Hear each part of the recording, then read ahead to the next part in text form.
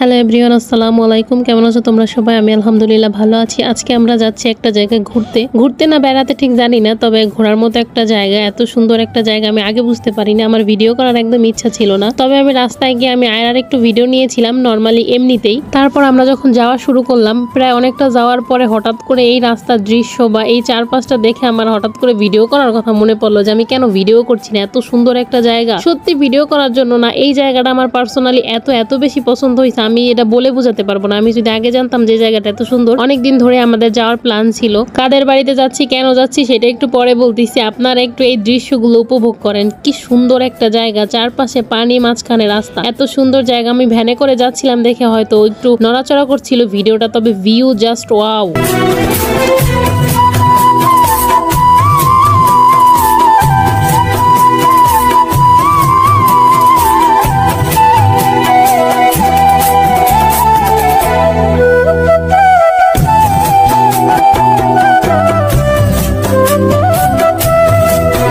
আজকে আমরা যাইতেছি আমাদের এক দাদিদের বাড়ি। ওনারা হচ্ছে আমার বাবার কাস্টমার ছিল অনেক আগে, তো তাদের সাথে আসা যাওয়া একটা খুব ভালো সম্পর্ক। আমাদের বাসায় আসে যায়, তো ওনাদের বাসায় নেওয়ার জন্য আমাদের অনেক চেষ্টা করছে, আগে পর অনেক রিকোয়েস্ট করছে যাওয়ার জন্য। তো আমি ভাবছি একদিন যাবো। মানে আমি যখন শ্বশুর বাড়িতে ছিলাম তখন মা বলছিল ঠিক আছে ও আসুক, তারপর একসাথে যাবো। তো দাদি অনেক সবসময় বলে আমাদের যাওয়ার জন্য। আমরা বিকেলবেলা জাস্ট ঘোরার জন্য গেছি, যে যাইয়া দেখে কিছুক্ষণ ঘোরাফেরা করে চলে আসবো। যাওয়ার কারণ হইতাছে এইটাই যে আমরা সবসময় শুনছি যে দাদির বাড়িতে একদম বিলের মাঝখানে, ওনাদের যাইতে অনেক অসুবিধা হয় পানির সময়। এই সে তো পানির দিনে তো আসার প্রশ্নই ওঠে না। এখন অনেক আগে নাকি আসতে আরো সমস্যা হইতো, আর এখন নাকি রাস্তাঘাট হয়েছে, এই জন্য হয়েছে আমরা একদমই হঠাৎ করে আইছি। মানে বাড়িতে জানে না তারা, মানে দাদিরা জানে না যে আমরা আইবো। আমরা যখন রওনা দিয়ে আইছি তখন বাবা ফোন দিয়ে হয়তো কইছে যে ওরা যাইতেছে, তুমি বাড়িতে থাইকো। বা যাই হোক, আমরা বেশি টাইম থাকবো না, এই জন্য আর কি আগে থেকে জানাইনি। হয় আমরা আবার রাস্তা ভুল করে অন্যদিকে চলে গেছিলাম। যাই হোক, আমরা সত্যি বলতে অবাক হয়ে যাচ্ছি। যতই তার বাড়ির দিকে আগাচ্ছি ততই অবাক হয়ে যাচ্ছি। কিভাবে সম্ভব এই জায়গায় মানুষ থাকে? কিভাবে চারপাশের প্রকৃতি এত সুন্দর, মানে থাকে কিভাবে একটা অদ্ভুত লাগছে। কেন যে চারপাশে কোনো বাড়ি ঘর নাই, বিল পানি, এই জায়গাটাতে মানুষ একা একা কিভাবে থাকে? জায়গাটা খুবই সুন্দর, মানে চারপাশটা এত সুন্দর, তবে মানে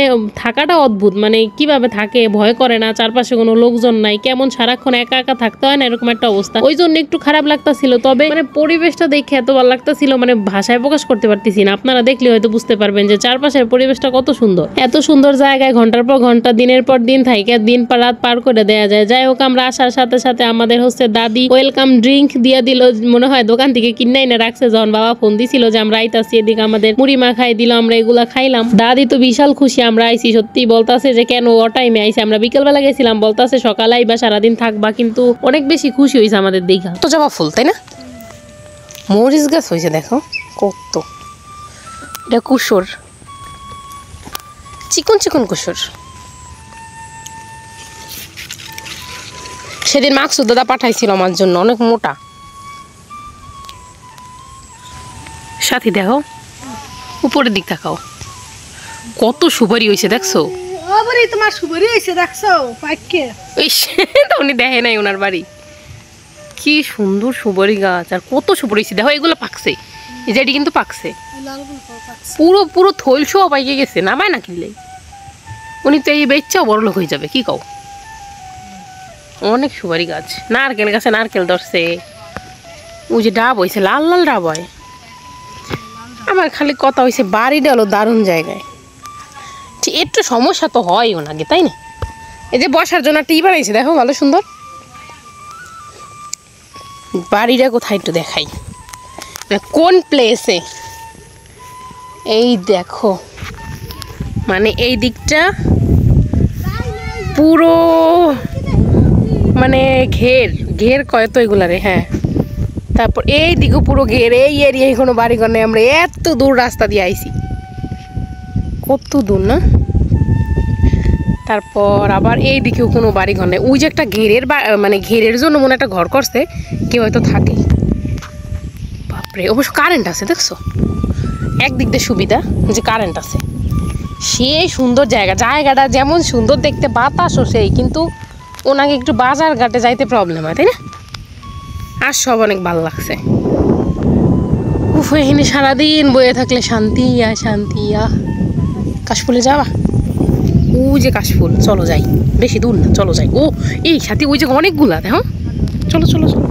সত্যি কথা কইতে কি, যখন আমার মা কইতাছিল যাওয়ার কথা আমি নিজেই পিছু টান করতেছিলাম, যাইতে মন চাইতেছিল না। তবে এই জায়গায় যাওয়ার পর আমার বারবার মনে হয়েছিল কেন আমি আগে আসি নাই, আর কেন আমি আর একটু বেশি সময় নিয়ে আসি নাই। এত বেশি ভালো লাগছে আমার, আমি আসলে কিভাবে বুঝাবো কেউ, এত বেশি ভালো লাগছে জায়গাটা। হ্যাঁ, এত পার্মানেন্ট আমার দ্বারা হইনে থাকা হয়তো সম্ভব না, লোকজন নাই, তবে আমার জায়গাটা খুবই ভালো লাগছে। টেম্পোরারি আমাকে জন্য ভালো লাগছে কিছুক্ষণের জন্য, মানে খুবই সুন্দর একটি জায়গা। যদি ঘোরার জন্য কেউ যাইতে চায়, পিকনিক করার জন্য, তাইলেও একটা বেস্ট জায়গা। ওইখানে কাছে মাসে তো কোনো বাড়ি ঘর নাই, দূরে দেখা যাইতেছিল কাশফুল। তো আমরা আবার টাকায় কাশফুলের কাছে গেছি, কাশফুলের থেকে একটু ছবি তোলার জন্য বা ওই জায়গাটা একটু উপভোগ করার জন্য। জায়গাগুলো খুবই সুন্দর, মানে যদি যত হাঁটবো, যত উপভোগ করার চেষ্টা করবো, হেডেই কম। এই জন্য আগায় একটু কাশফুলের কাছে যেয়ে ছবি তুলে দিলাম। আয়রার একটু একটা হাসি দাও, হাসি হাসি, সুন্দর একটা হাসি দাও। আপনারা কি এরকম হাসি দিতারেন? হ্যাঁ, যদি একটু ছবি তোলার সময় কই যে একটু হাসি দেন, সে হিট করে এমন ভাবে হাসে, মনে হয় যে জীবনের তরে আর কোনোদিন হাসে না, এই প্রথমবার হাসি তার আমি শিয়াইতেছি, এমন একটা অবস্থা। এই জায়গায় এত বেশি বাতাস ছিল, আমি এর সাথে হাত দিয়ে বাতাস মাপার চেষ্টা করতেছিলাম, মানে বোরকা উড়াইয়ের চেষ্টা করতেছিলাম, দেখতে যে বোরকা বেশি ওরে। এবার আমগো ফেরার পালা, যদিও আমাকে মন চাচ্ছিল না ফিরতে, তবে ওইদিকে সন্ধ্যা নাইমা যাইতেছিল, তাই আবার বাড়ির দিকে রওনা হইলাম। কিন্তু আমরা চলে যাওয়াতে দাদির খুব মন খারাপ হইতেছিল। চলো রেডি, 1 2 3। বাপরে, আমার থেকে বেশি দৌড়ায় আয়রা। আসল কথা হলো এই জায়গা ধরে হাঁটাই নিতে হবে, তাই ওসিলা ধরানো হয়েছে যে দৌড়াই কে আগে যাইতে পারে। চলো চলো, দেখো ওই যে সামনে কতগুলো ছাগল, তাড়াতাড়ি চলো তাড়াতাড়ি চলো। এই তো আয়রাই ফার্স্ট হয়েছে, আয়রাকে একটা পুরস্কার দেওয়া হবে। পালাই গেছে, চলো আরো জোরে দৌড় হোক। চলো চলো চলো, কত ছাগল দেখো, একই কাল। ওকে দৌড়, আবার দৌড়। 1 2 3 4 5 7 8। ওকে গো, 1 2 3 4 5 7 8 বলে। চলো চলো, হ্যাঁ ঠিক হয়েছে, তোমার রাইট, তুমি যা বলছো তাই 100। চলো চলো। কিছু কিছু জায়গায় যদি বুদ্ধি খাটায় না চলেন, তাইলে নিজের মাথায় কাড়াল ভেঙে মানুষে খায়, কি আর করার। এর দায়িত্ব ছিল আমার উপর, এর যাওয়ার সময় আমার কোলে করে নিয়ে যাওয়ার কথা ছিল, তা আমি ওর মাথায় কাড়াল ভেঙে করে নিয়ে দৌড়াইছি। ও আমার থেকে বেশি দৌড়াইছে, মানে ওরে কইছি যে তুই দৌড়া, কে আগে যাইতে পারে, ও মনে দৌড় কইরা আগে চইলাইছে আমার, মানে আর কি হাঁটায় আনছি, আমি কোলে নি নাই। আয়রারে যদি এই দৌড় প্রতিযোগিতা না করাইতাম, তাইলে তো মনে করেন পুরোটা রাস্তা আমার ওরে কোলে করে আনা লাগতো। এতগুলা রাস্তা আমি কেমনে ওরে কোলে করে হাঁটতাম? এই লুচি কোন রাস্তা, তার মধ্যে নিজেই হাঁটতে পারি না, জঙ্গলের মধ্যে দিয়ে, আবার ওরে কেমনে কোলে নিতাম। যাই হোক, আমরা দেখতে দেখতে প্রায় রাস্তায় চইলাইছি, মানে অনেকটা রাস্তা পাড়ি দিয়ে হলো মেইন রোডে উঠতে হয়। তবে মেইন রোড কইছি দেখে ভিআইপি রাস্তা মনে করেন না, ভিআইপি রাস্তা, রাস্তা কিন্তু ভাঙাচোরা বেশি না। তবে এখানে ভ্যান গাড়ি পাওয়া খুবই কঠিন। তবে হইতাছে ওই দাদির ছেলে আমাদের জন্য আগে থেকে একটা ভ্যান রেডি করে এখানে দাঁড়ায় ছিল, আমরা যাতে যাইতে পারি, না হইলে এই জায়গায় অনেকটা টাইম ভ্যান পাওয়া যায় না, এমন একটা অবস্থা। রাস্তাগুলো এত সুন্দর, রাস্তার থেকে বেশি সুন্দর রাস্তা দুই পাশে জায়গা, বিশাল বিশাল বিশাল সুন্দর, আমার যেই ভালো লাগছে। আমি আবার যাইবো দাদির বাড়ি, আমি গুনারে বইলেই আইছি যে দাদি আমি দ্বিতীয়বার অবশ্যই আসবো, তোমার বাড়ি থাকতে না হইলো আমি ঘুরতে আসবো, কারণ এত ভাল লাগছে আমার পরিবেশটা। আমি জানি না আপনাকে কার কাছে কেমন লাগছে, তবে পার্সোনালি আমার কাছে জায়গাটা ভীষণ ভীষণ ভালো লাগছে। তো আজকের ভিডিওটা এখানেই শেষ করবো। প্রাকৃতিক এই সুন্দর মনোরম দৃশ্য দেখতে দেখতে ভিডিওখানে এখানেই শেষ করলাম। যে ভিডিওটা দেখলেন অসংখ্য ধন্যবাদ, ভালো থাকবেন সবাই, খোদা হাফেজ।